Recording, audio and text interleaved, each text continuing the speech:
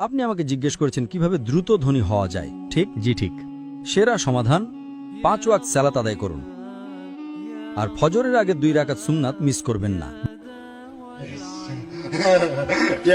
জানেন কেন? মানুষ যখন বিশ্বের টপ 10 জন ধনী ব্যক্তির লিস্ট করে, যুবক মানুষেরা। থামুন থামুন ভাই, আমাকে উত্তরটা দিতে দেন। আমি উত্তর দিচ্ছি, আপনি বেচেন যুবক মানুষ। যুবক মানুষেরা, আমি উত্তর দিচ্ছি। আপনি জানেন শীর্ষ 10 জন ধনী ব্যক্তির তালিকায় 4 নম্বরে বিল গেটস, 2 নম্বরে জেফ বেজস, তো 3 নম্বরে জেফ বেজস, 2 নম্বরে এলন মাস্ক, 1 নম্বরে কে? একজন মুসলিম যে ফজরের সালাত এবং সুন্নাত আদায় করে, সে এদের চেয়েও ধনী।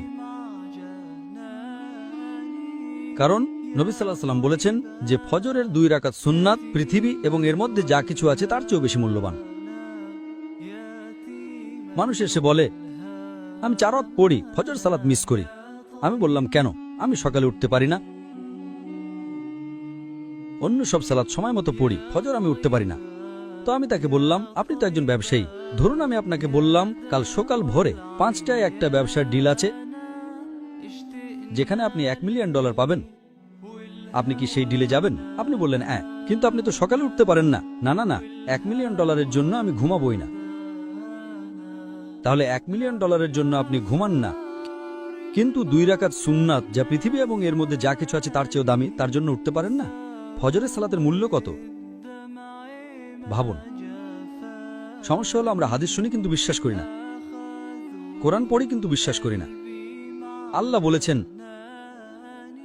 তাই আমি বলি আমি কখনোই আমার ফজর মিস করব না, এমনকি আমার সুন্নাতও মিস করব না। কেউ আমাকে $1 মিলিয়ন দিলেও না। হ্যাঁ, সুন্নাত পড়া ফরজ নয়।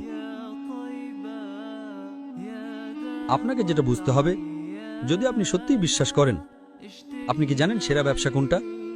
আল্লাহ সূরা বাকারা 2 নম্বর অধ্যায়ে 261 নম্বর আয়াতে বলেছেন, যদি আল্লাহর পথে একটা শস্যদানা দান করেন, আল্লাহ আপনাকে 7টা শীষ দেবেন এবং প্রতিটাতে 100টি করে দানা থাকবে।